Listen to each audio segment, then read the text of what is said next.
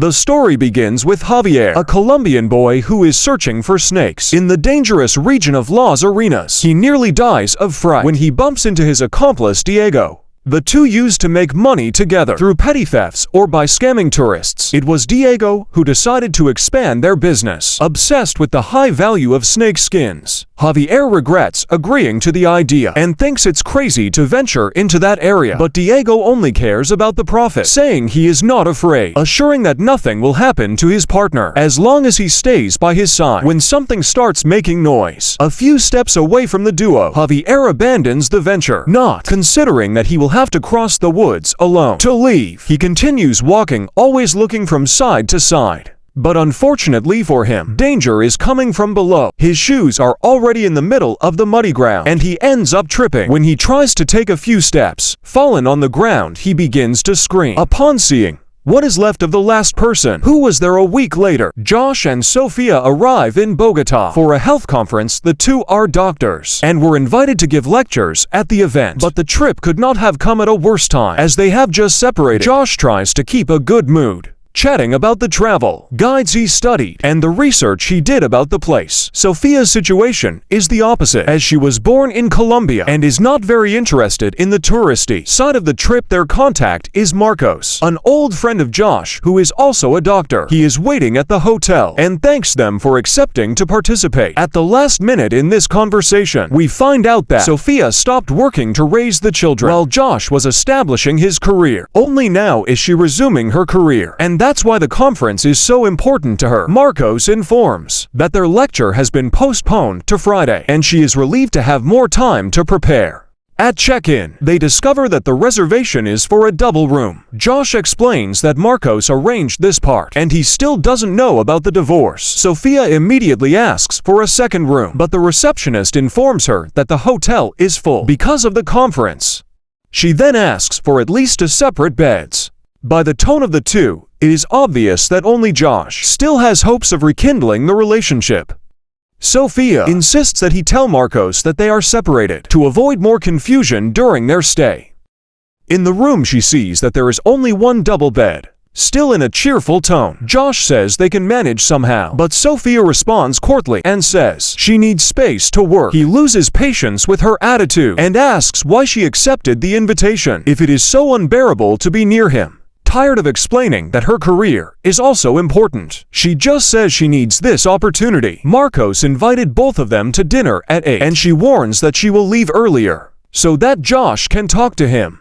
At the restaurant, Marcos and Josh reminisce about various past adventures. They both love to hike and explore exotic places. Marcos laughs upon discovering that his friend brought the same old backpack that was already in terrible condition back then. Then Josh says he is excited about the hikes he saw on the guide, and Marcos suggests a trail to an incredible waterfall, Cascada La Carrera. He extends the invitation to Sofia as well, but she wants to use the time to rehearse for her lecture. Marcos is surprised when she says she is heading back to the room and quickly says goodbye. He asks Josh if he was rude at any point, and the friend finally reveals that they are no longer a couple. In the morning, Sofia rethinks the idea of the hike since she has missed all those adventures while raising her children and doesn't know when the next opportunity will come. Returning to the room, she discovers that Marcos needed to sort out some issues related to the conference and postpone the outing. She decides to go anyway, and Josh insists on accompanying her, barely hiding his joy when she agrees. At the reception, they talk to the bellboy named Pedro about the way to the trail. The road he recommends is very long and takes several hours. Josh sees a possible shortcut on the map, but Pedro warns that this path crosses the Las Arenas region and that it is not a good idea. The area is full of venomous snakes, and even the locals don't venture there. The two don't seem very frightened by the description. Josh comments that he is an expert in hiking, and Sofia has never heard of snakes being around. Pedro explains that the region's ecosystem has been undergoing changes, and moreover the soil is not very stable. Josh laments losing so much time driving, but Sofia hates snakes and prefers not to take the risk. As the two walk away from the front desk, we see that Diego was sitting behind them. Pedro nods to the robber, identifying the tourist couple as perfect victims.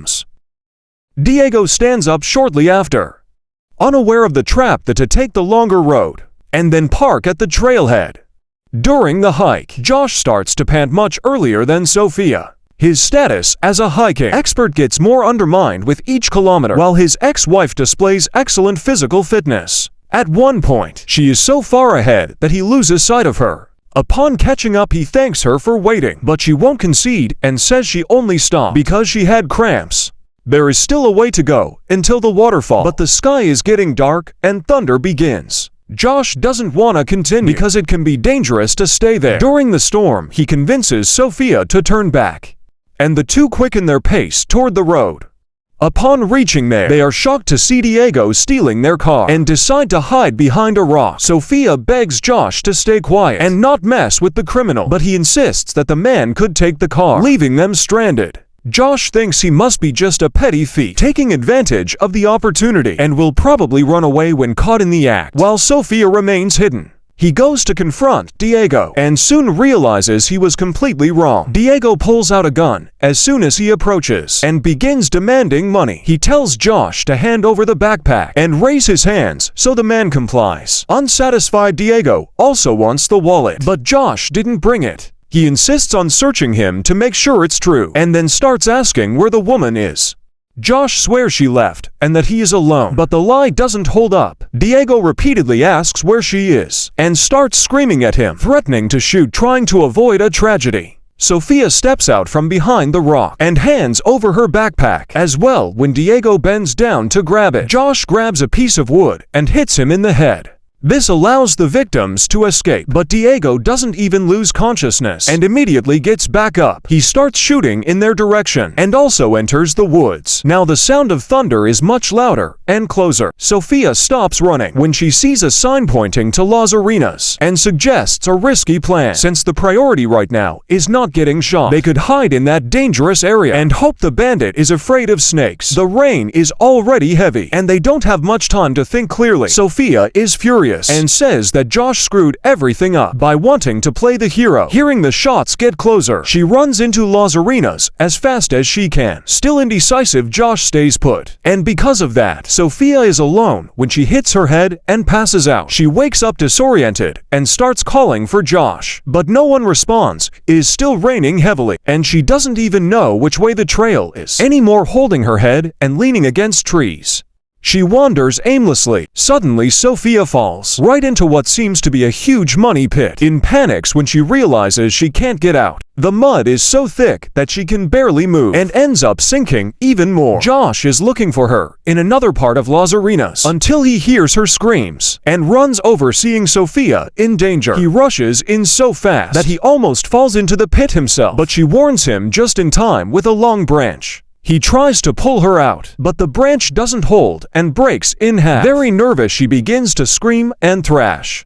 He begs her not to do that, as it could make the situation worse. Soon it becomes clear that he is right, because she starts sinking until she disappears completely, leaving only small bubbles on the surface. Josh becomes desperate and decides to jump into the pit to save her. With a lot of effort, he manages to pull her up until her head is out of the mud. She gasps for breath until she realizes what happened, shocked by Josh's heroism. Now he is also stuck and tells her that the best thing to do is stay still. He explains that this is not a puddle of mud, but a patch of quicksand. Meanwhile, Marcos is free from conference activities earlier than expected. No one responds when he knocks on the couple's door, which is a bit strange because he had arranged to meet Josh in the afternoon. Returning to his own room, he sees that his friend left a message canceling the meeting. He alerts that he will accompany Sophia on the trail to the waterfall and that they will return late at night. The message ends with "See you tomorrow." Marcos feels more at ease, unaware that his friends are almost immobilized and covered in quicksand. Josh is still calm and says he has never heard of anyone dying this way. The mud prevents movement precisely because it is heavier than the human body, which means they won't sink if they remain. Still surprised by this knowledge, Sophia asks how he knows so much about quicksand, and he says he read about it during his days of travel. In an ironic tone, she asks if the guide had instructions on how to get out of this, and he admits that the reading wasn't very useful. Then Sophia notices something she hadn't seen before. It is a large egg that must have fallen from its nest amid the chaos. Seeing that it isn't sinking, she thinks she can imitate it by stretching her body horizontally to distribute her weight. Josh says that won't work, but she asks him to at least try. The two begin pushing the mud with all their strength, but with no success trying to remove her shoes. Sophia notices something bulky just below them. She begins to get nervous and asks Josh for help, bringing the thing to the surface. They both pull with all their might, and then we see Javier's face emerging from the mud. The horror of the discovery is even greater because they have the medical knowledge to determine the circumstances of death, concluding that this man lost his life to hunger. This is a terrible reminder that no one ever comes through here, and the chances of them being found by chance are practically nil. Josh pulls the deceased belongings from the mud, a backpack full of useful items, and a gun. Sophia asks what he came to hunt here, and Josh says it's better not to know. Unable to cope with such morbid company, they push Javier back to the bottom. Sophia is shocked to see 2 bullets in the chamber and wonders why he didn't use one of them to end his own suffering. Josh's optimism cannot withstand such discussions, and he begins to change his mind about the plan. To stay still nearby, there is a solid rock. They need to find a way to rope the rock and then climb out of the pit.